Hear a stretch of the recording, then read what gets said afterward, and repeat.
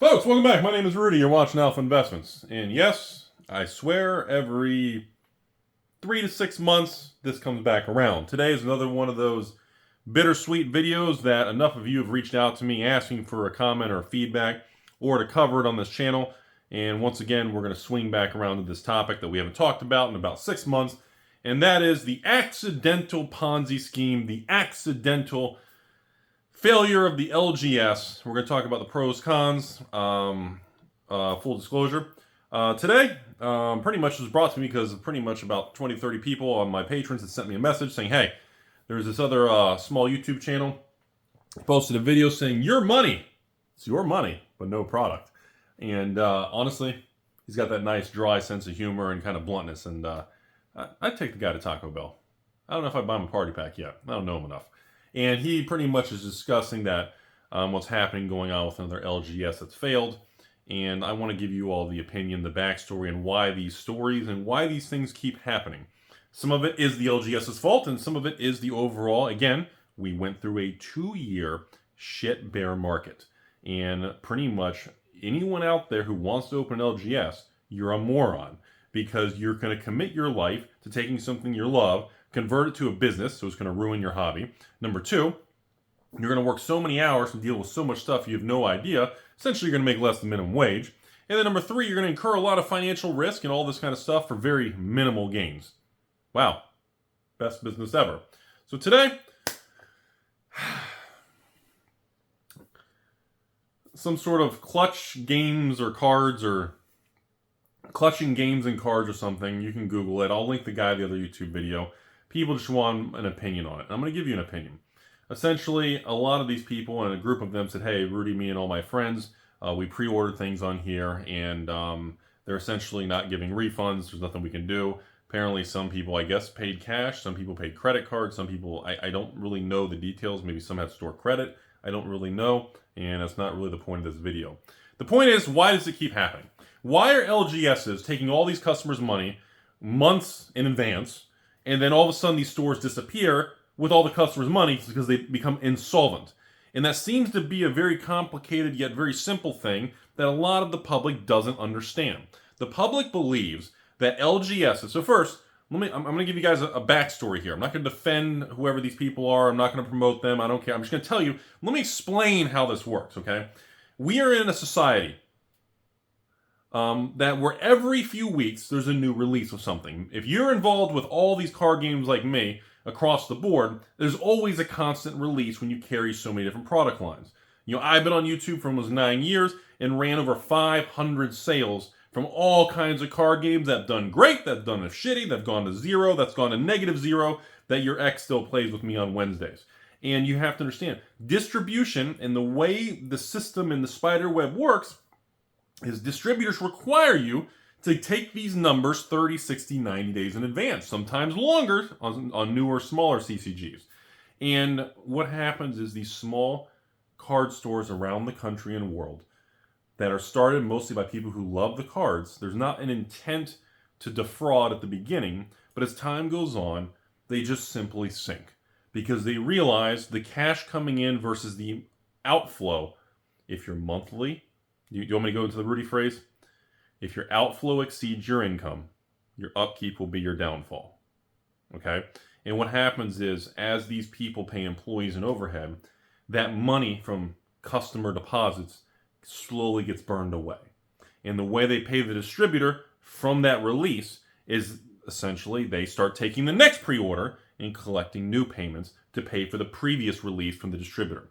So these small illiquid businesses tend to start, running into these accidental financial constraints. That wasn't their intention, but this has happened this is like the 7th or 8th time an LGS has been public and blowing up, and sometimes it's all over Reddits and Discords and MySpace and OnlyPage and, OnlyFans, I don't know.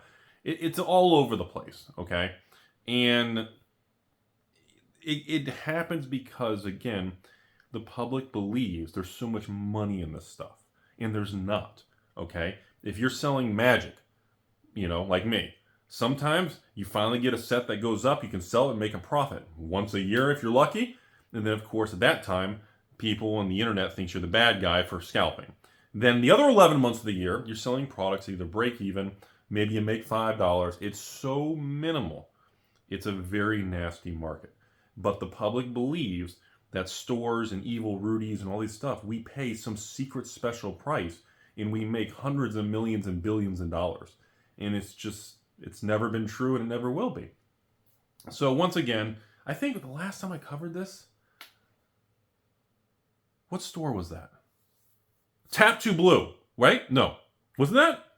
Tap for Blue. Somebody comment below. Well, my comment section's scary. Was it Tap for Blue or Tap for Games or Two Blue Games? There was some huge thing where, no, that was a couple years ago. That was longer ago. Where they took, oh my God, it was supposedly like $250,000 or $100,000 or $500,000 in pre-orders. And they were supposed to be the next thing to take over the CCG world because their prices were so extreme. All their prices were below wholesale and everything they sold was unbeatable. And I was like, skeptical cat. And I remember that blew up into this huge, that was an eBay one. I think that was an eBay one because their feedback ended up going like negative. Anyways, so that's the backstory. Understand these stores and people end up in these situations because the way the card pre-order, pay the distributor, next pre-order, and then along the way, as you're holding different money for different releases, unfortunately, the commingle of customer funds ends up, which is like those deposits get kind of, I don't want to say fleeced, but they get burned for the monthly expenses, the payroll, and the overhead of the business. And then when it comes time for release, and as you keep snowballing that, many times it becomes an accidental Ponzi scheme in the LGS world. Like I said, I don't know anything about this particular example going on. I don't know who the people are. I don't know who the store is. But I just want everyone to understand, this has been going on for years. I don't expect it to change. I don't expect it to go away. It's going to happen again, just like it happened before. And I don't believe anyone out there should be doing pre-orders way in advance.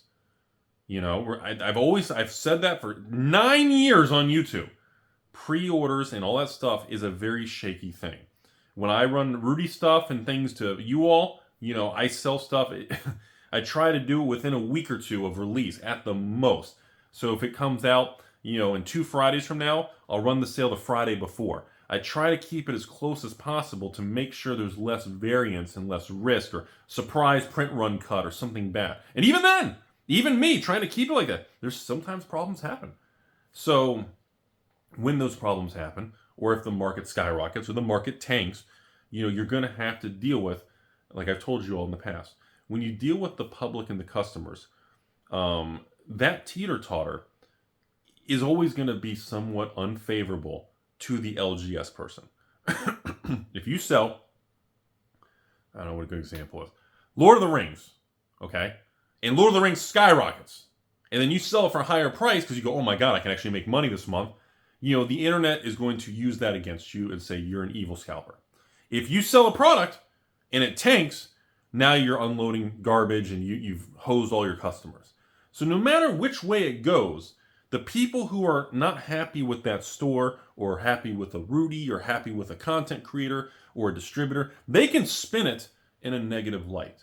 Now, those kind of market swings and how much people are angry at stores and review bombing, all this, that's not the same as a store, like in this particular situation, where all these people are messaging me about the situation, about how they paid these people, and now they're just saying, we're a liquid, we're out of business, sorry, there's nothing you can do. And again, I don't know how the payment is. I don't know if it was a cash, a store credit, a credit card, a check. I have no idea the details. Obviously, depending on how long it's been and depending on payment type, there's other options and variants and variables, especially if they're insolvent, but I don't know. But the point is, in these situations, this is a classic example of people who are trying to take their passion to a business and, well, things didn't go well and the business failed. And usually these businesses fail and they run out of money because payroll eats up the money and the monthly overhead draws on the bank account. And then the funds, when they sell product, there's not enough profit margins and there's not enough, cash flow to be able to keep the ship going. Eventually, you're just running negative, and eventually there's not enough left to pay for the next product that you have customers waiting for. So many times these stores will try to do more pre-orders for other products to get cash, but again, you're kicking the can down the road. The only solution to this is you have to sell product that has some sort of profitability, or at least if you're selling some product at a loss or break even, eventually you need something to make money. Whether you're selling Cheetos and a bunch of sugary garbage drinks to your customers, or you're just selling, I don't know, you're renting space in the bathroom. I don't fucking know. You need to have something that can keep the business sustainable. And I know in this modern game piece era, I know, the whole profitability and the people flipping, this is all like very derogatory terms. But, this is how small businesses work. This is how these situations come about. And I kind of am surprised there's not more of this going on, because we went through such a rough market for so long. A lot of Pokemon market stuff, ever since we went to Scarlet Violet, a lot of stores have backed away from Pokemon. There's been stores that have been put out of business from Pokemon because, distributors were charging, I don't know, a small store was paying $99 for a Pokemon box from one of the biggest distributors in the US, and they're selling them for $89 or maybe $85 at the low a few months ago, or let's just say $89. And after shipping and fees, they're netting, $75 a box, and they're paying $100. So now they're paying overhead, they're paying a distributor, they're paying people to process their orders, internet, websites, packing, shipping, supplies, and they're paying $100 a box, and they're netting $75. So they're losing 25% running a business, not including all the fixed costs of overhead, labor, payroll, and the actual monthly expenses. Then you better hope you don't have anyone who hates you and tries to steal from you. And that's why, as time goes on, a lot of these stores back away. They cut their pre-orders. We see that with Magic, or they just stop carrying the products. So it's always a tragedy when things like this happen, because it creates a lot of stress and anxiety in the market. And I see it too, because even when I have customers, I have people who send me a payment, and then the next day, Rudy, oh God, I just checked the mailbox, it's not here. Are you ignoring me? Did you get the package? What's going on? And like I've told you all, there's a lot of anger and anxiety and fear out there. And a lot of people have either been scammed, they've been burned a lot, or maybe they're just on edge. Maybe they got a lot of pressure in their life. And, it feeds into it. But the reason people feel that way is because of stories like this. These are the stories that cause the problems and cause that fear of pre-ordering and waiting and deposits and failure. And unfortunately, that's where the term the accidental Ponzi scheme comes from. Nobody opens it, at least I would like to not think. I don't believe anybody opens an LGS trying to be a Ponzi scheme, but it's an accidental Ponzi scheme. And that's how these things come about, because stores just accidentally, eventually, they run out of money. And the only reason they're kind of able to have this kind of swing is because it's pre-orders, deposits, overhead bills, drawing, pre-orders, deposits.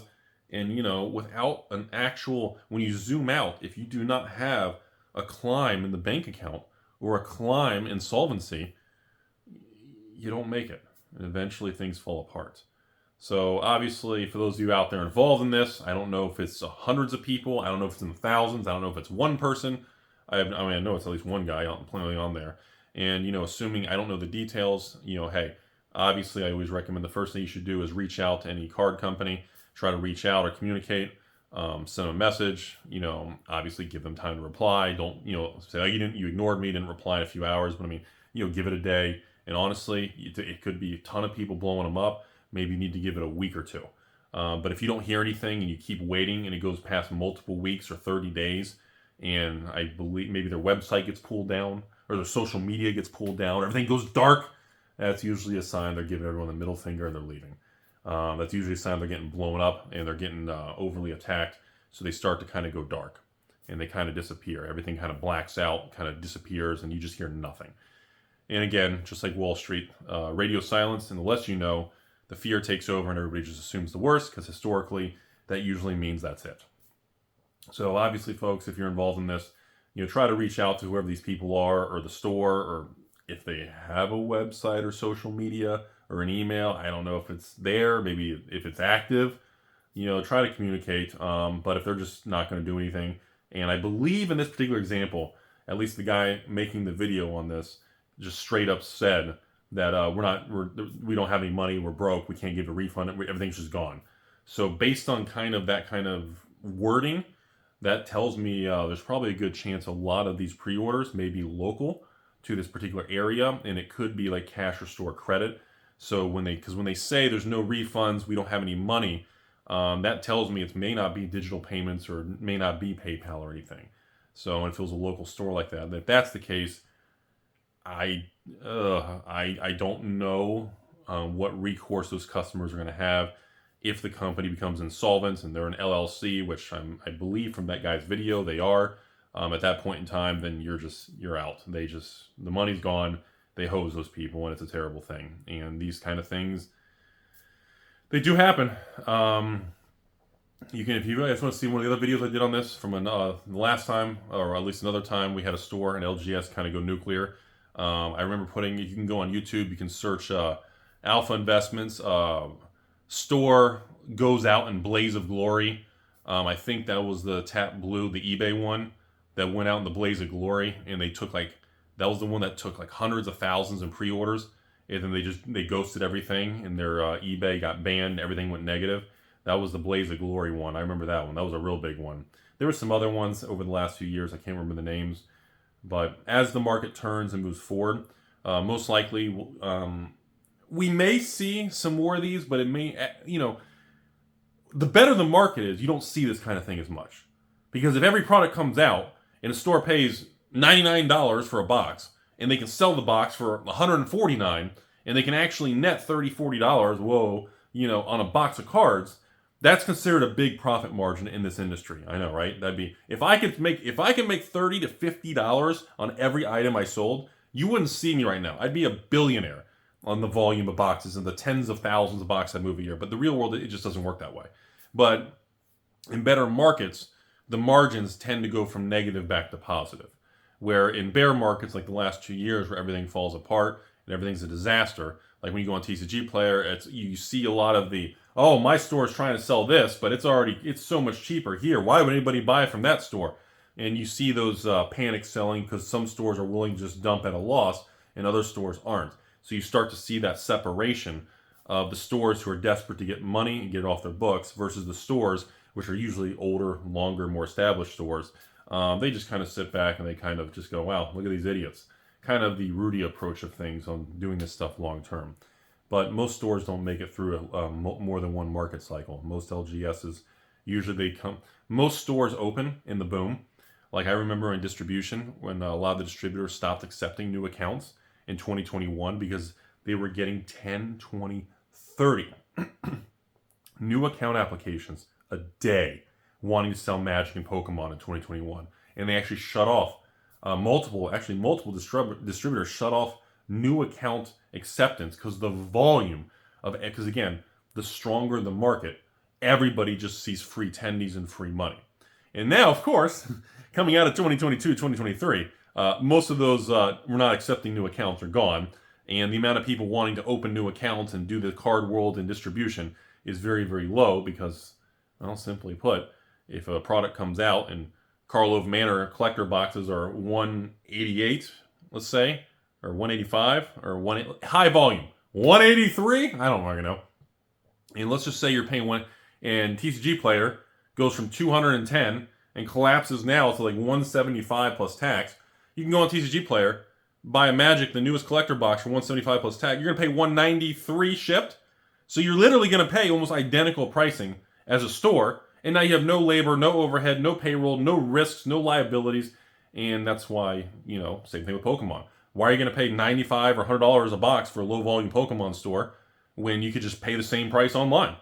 So essentially people feel distribution is a ripoff and a waste of time and they charge too much because it's nothing to do with them or us or evil Rudy. It's just, it's a side effect of bear markets and negativity. So that's all I have to say. Sorry to hear the stress and things some people are going through with that, but that is part of market cycles that come and go.